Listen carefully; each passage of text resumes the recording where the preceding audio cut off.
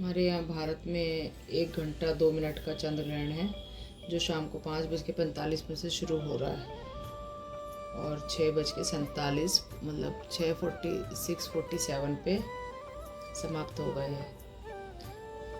और इसके वैसे तो सोने का टाइम है नहीं, रात होती तो लोग वक्त सोते हैं, और शाम का टाइम तो खैर सोता नहीं है कोई। इस समय सोना नहीं चाहिए। वैसे चंद्र ग्रहण का जो सूतक समय होता है वो 9 घंटे पहले लग जाता है, और 9 घंटे पहले हमारा सूतक लग चुका है। और सूर्य ग्रहण का सूतक 12 घंटे पहले लगता है। और जैसे कि हमारे उसमें लिखा हुआ है कि व्यास जी ने, भगवान वेद व्यास जी कहते हैं कि दान, मंत्र, ध्यान जो भी होता है इनका इसके ग्रहण के दौरान में जो है 1 लाख कई लाख गुना इसके बढ़ जाते हैं, कई गुना बढ़ जाता है इसका हमें फल, इसका फल कई लाख गुना बढ़ जाता है। इसलिए हमें इस के ग्रहण के दौरान में दान, ध्यान, जप तप करना चाहिए। और एक बात और कि जैसे हम किसी भी उस पे बैठ के आसन पे बैठते हैं और साथ में गंगा जल ज़रूर रखना चाहिए हमें। हो सके तो कांच की कटोरी में रख लें गंगा जल, नहीं तो स्टील चांदी की में रखें, जैसे भी है उस गंगा जल करके साथ में, और अपने तब जप करें भगवान का। जैसे भी हरे कृष्णा कृष्णा कृष्णा हरे हरे, हरे राम राम राम हरे राम, राम राम हरे हरे।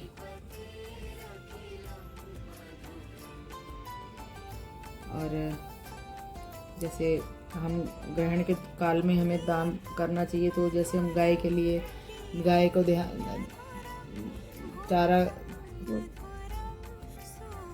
गाय के लिए चारा निकालें, और चारा ना हो तो हमें 10-20 रुपए निकाल देने चाहिए, 10-20 100-50 जितना हमारा मतलब सामर्थ्य है।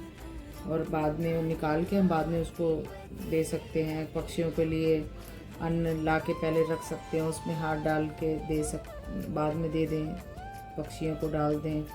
उस टाइम ना डाल सकें तो या फिर उनके लिए पैसा निकाल अलग से रख दें, या फिर कोई वस्त्र वगैरह या अन्न गरीबों के लिए कुछ भी दान कर सकते हैं, या उनके लिए पैसा निकाल के अलग रख सकते हैं और ग्रहण के बाद हम दे सकते हैं। यही हमारा, देखो हमारा असली कर्म तो यही है जो हम संसार में करने आए हैं। और कोई किसी भी ग्रहण के दौरान में अगर किया हुआ दान धर्म तो अपना ये पुण्य हमारा असली यही है, यही कई लाख गुना बढ़ता है और इसी का फल मिलता है हमें। और इस दौरान किसी पेड़ पौधों को भी हाथ नहीं लगाना चाहिए। तुलसी पत्र आदि तो कोई पूजा पाठ के पौधे तो हाथ लगाने नहीं चाहिए। किसी भी पेड़ पौधे को हाथ नहीं लगाना, मिट्टी नहीं खोदनी चाहिए, कोई पेड़ पौधा नहीं तोड़ना नहीं चाहिए। अगर अपने खाने वगैरह के उसमें तुलसी पत्र डाल देने चाहिए। जो भी पका हुआ खाना हमारे घर में होता है, दूध, खाना पका हुआ, जैसे हो सके तो उसको पहले यूज़ कर लेना चाहिए। और सूतक के समय में उसमें खाना अगर बच जाता है और ग्रहण के समय अगर बच जाता है तो उस खाने को खाना नहीं चाहिए, बाद में किसी को डाल दें, वो कुत्ते को डालें या किसी को भी पशु पक्षी को बाहर डाल दें, कीट पतंग को जो भी खा लें, क्योंकि उसको खाना नहीं चाहिए। उस खाने को वो एक निषेध है, वो पका हुआ खाना ग्रहण के दौरान। अगर तुलसी पत्र कोई ऐसा खाना है तो उसमें दूध वगैरह उसके अंदर तुलसी पत्र डाल सकते हैं। और सोना नहीं चाहिए, मलमूत्र नहीं करना चाहिए, भोजन नहीं करना चाहिए, कोई शुभ काम नहीं करना चाहिए। कहते हैं सोने से दरिद्रता आती है, इंसान रोगी बनता है, मल त्यागने से कीड़ा बनता है, और गर्भवती महिलाएं जो होती हैं उन्हें अपना विशेषकर ध्यान रखना चाहिए। हो सके तो उनको बाहर नहीं निकलना चाहिए, लेकिन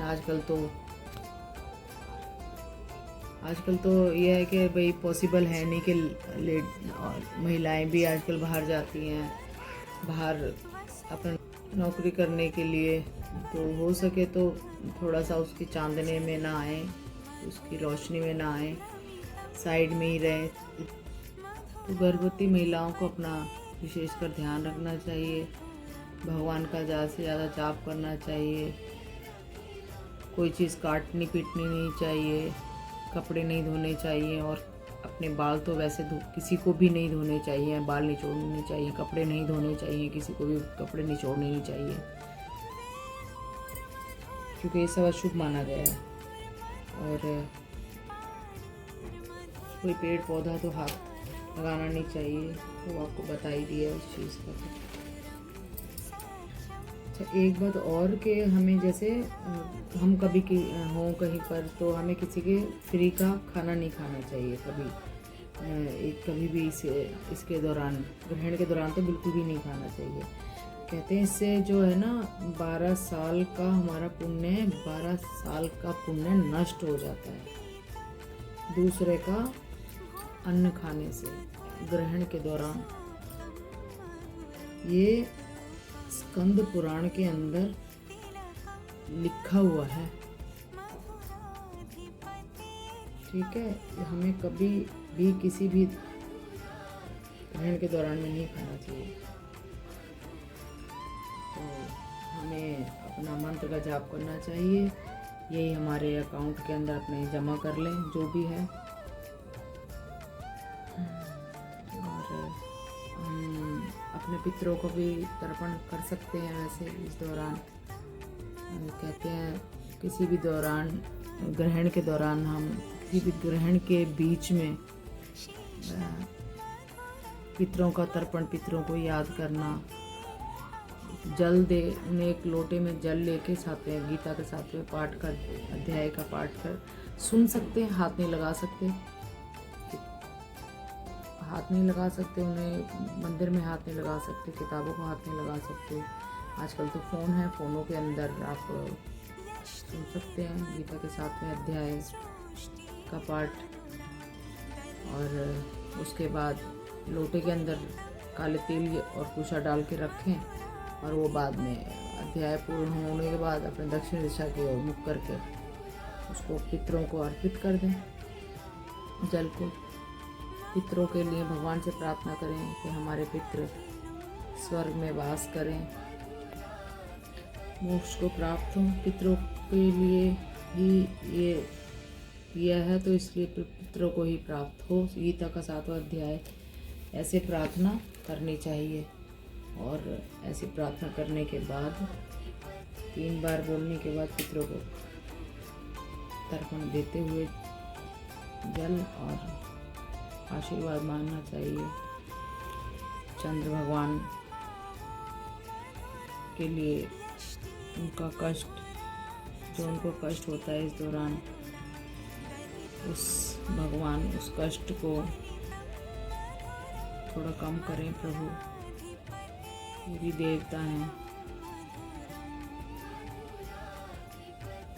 हमें उनके लिए भी प्रार्थना करनी चाहिए। चंद्र देवता के लिए भी हमें रोशनी देते हैं। चंद्र देवता मन के कारक हैं, बुद्धि के कारक हैं,